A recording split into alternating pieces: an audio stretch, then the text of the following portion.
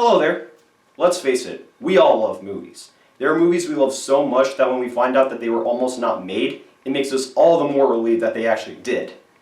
But what about the films that actually weren't made? Whether it be the studio not wanting to do it, a rejected concept, or a film that actually gets very close to being done, down to it being in production, but then just gets completely cancelled. Infamous works like Stanley Kubrick's Napoleon, David Lynch's Ronnie Rocket, or Francis Ford Coppola's Megatropolis are prime examples. They probably could have been masterpieces of cinema had they existed. They probably exist in some other universe, but not that I know of. That's where these animated films come in. Today, I'm going to be looking at 10 animated films that were never made, or they were just ideas but never got into fruition. So without further ado, sit back and enjoy these. Oh, and by the way, I'm not including Richard Williams' The Thief and the Cobbler, because even though that wasn't finished the way Williams wanted, it was still completed and released nonetheless, in a completely different way. Oh, and films like Popeye and Boo don't count because they were going to be made but then went right back into development, so yeah, not happening. So with that all said, on to the countdown. Kingdom of the Sun. Believe it or not, before The Emperor's New Groove was made, it was originally something almost, if not completely different than how it ended up. It was a dramatic Incan retelling of The Prince and the Pauper about a llama herder named Pacha and a young emperor named Manco who switched places, with Yzma having a plan to block the sun and getting rid of the young emperor.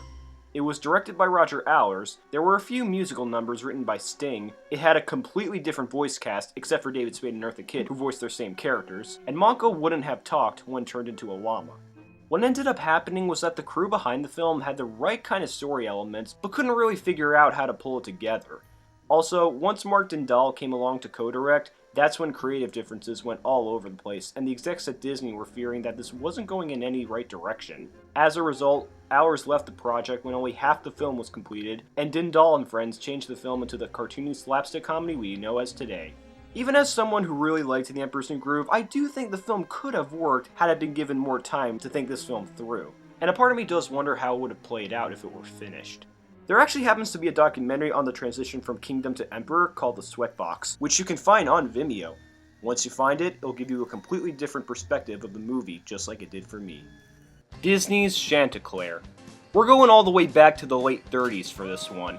As far back as when Snow White was brand new, the guys at Disney were developing their own adaptation of the tale by Edmund Rostand. This film was set out to be a barnyard tale about how a rooster with a strange name believed his crow caused the sun to rise. And the film had been developed by the Nine Old Men and Ken Anderson from around 1939 to 1960, complete with storyboards, songs, and even concept art.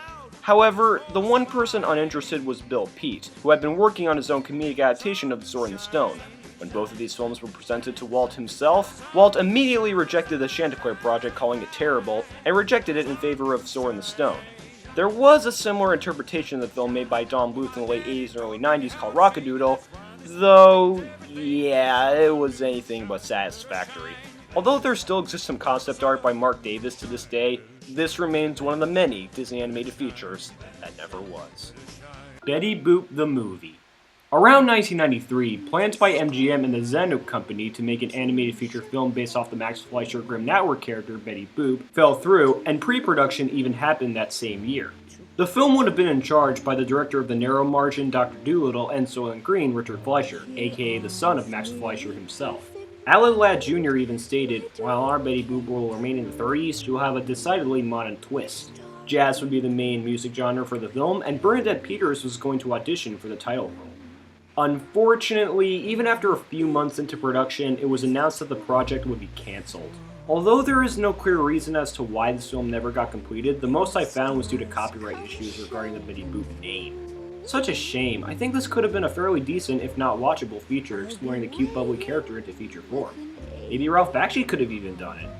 The only legit proof of this scrapped film is a storyboard version of a song performed by Betty Boop herself, "I Want to Be Loved by You." Rumor has it that there's going to be a Betty Boop movie coming out 2020, and it's going to be made by the same people who made the Lego Movie and Happy Feet. But as it is, this project went down the inkwell faster than you could say boop boop ba-doop. Newt. Pixar rarely ever scraps movies, as they are clearly very ambitious with potential film projects. However, even the most ambitious studios have to make sacrifices with their work, and that's where Newt comes in. I remember back in 2008, Pixar had announced an upcoming film called Newt that would have come out the same year as Brave, then called The Bear and the Bow. Yet as time went on, less news was mentioned about Newt, and by 2010, the film had been completely scrapped.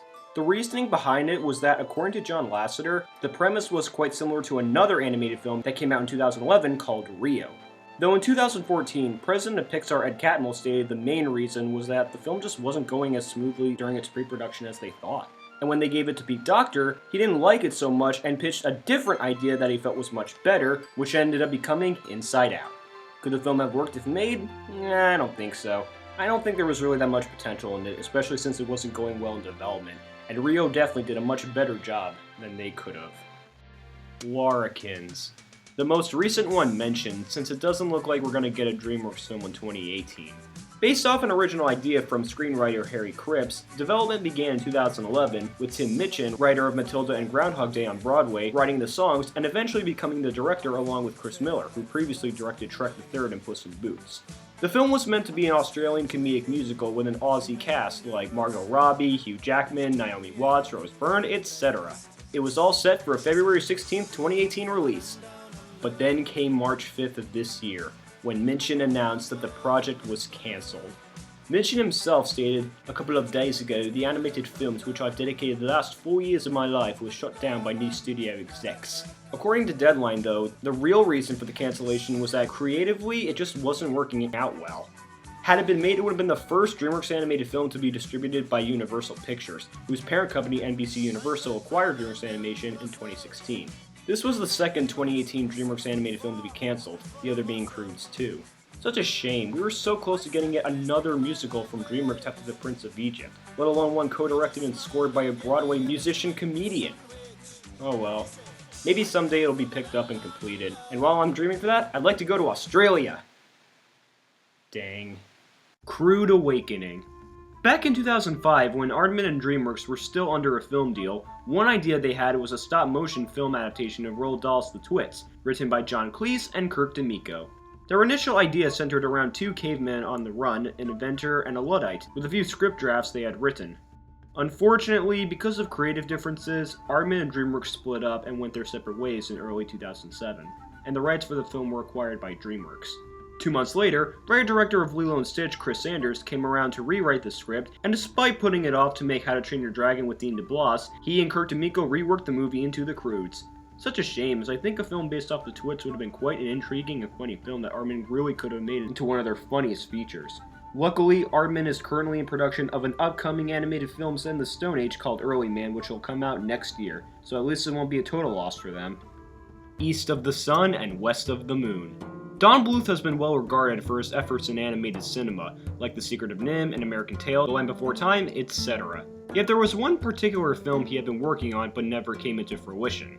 It was based off the Norwegian fairy tale of the same name, and it would have been his second film after The Secret of NIMH, down to it actually being in production. But the film lost all financial backup and was never completed, and the only proof that this film was close to being a thing is some concept art and animation cells online. Personally, I think this could have been something unique. Now granted, I don't really know much about the original story, and I don't really know how this film would have turned out, especially since I've never read it, but I think Bluth would have made an interesting, beautiful, and dark fantasy that really could have brought people into a new world of rich, colorful charm and artistry. And come on, it was made in the 80s, the time of fantasy films. Need I say more? Maybe someone could pull it off nowadays, but I doubt that'll ever occur eventually. Shaolin Cowboy in the Tomb of Doom. We all know the Wachowskis for their efforts in cinema, whether it be the neo-noir thriller Bound, the science fiction blockbuster of 1999 being The Matrix, and their insipid disaster Jupiter Ascending. However, what if I were to tell you that they were close to having an animated film of their own? Of course, there is the other planned yet discarded adaptation of Frank Miller's graphic novel Hard Boiled, but one that particularly comes to mind was a film adaptation of their own manga, Shaolin Cowboy. Planned in 2008 as Shaolin Cowboy in the Tomb of Doom, they produced the film at Madhouse, and it would have been directed by the comic's creator Jeff Darrow and Japanese TV anime director Seiji Mizushima. Eventually, the American financiers backed out, leaving the film half-finished with only $3 million left for its completion, and Darrow believes that amount of money will never come around. I don't know if it could have worked since I've never read the comics, and the only Wachowski works I've seen so far are The Matrix, which I personally find overrated, and Speed Racer, but I suppose a film about a Shaolin monk defending himself on the run from being possessed from the bounty has its potential for creativity and sense of adventure. Maybe if they found that amount of money, it could be a decent, if not odd, choice for a feature.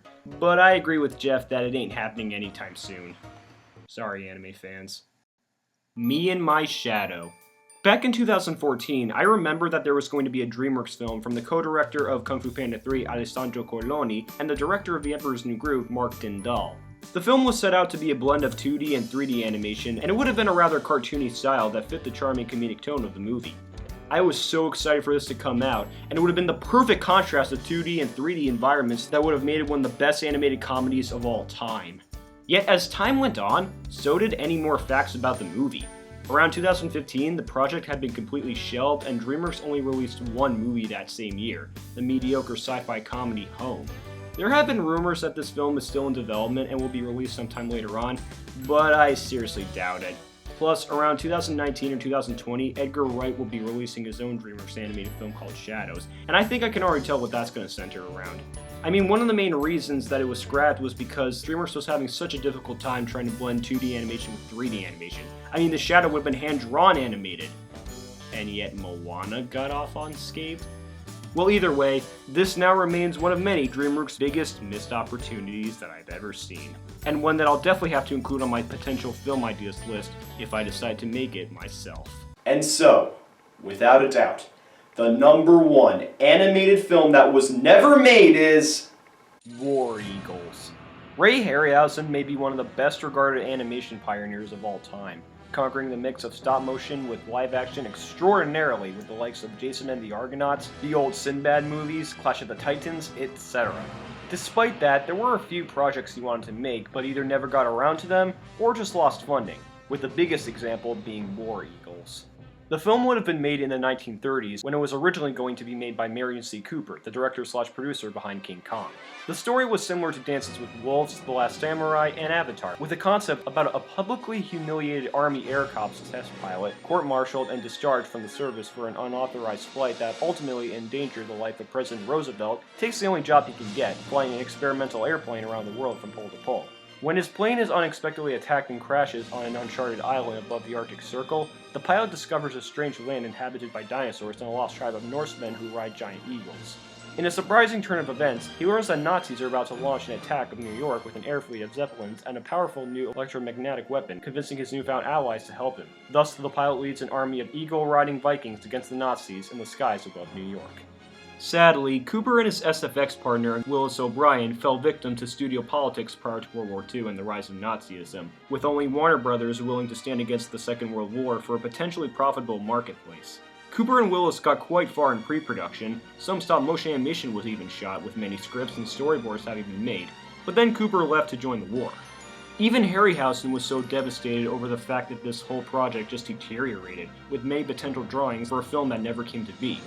However, film historian David Conover wrote a book detailing the film's pre-production history, complete with never-before-published artwork, storyboards, test footage, and more, direct from studio archives and many technicians and artists who worked on the film.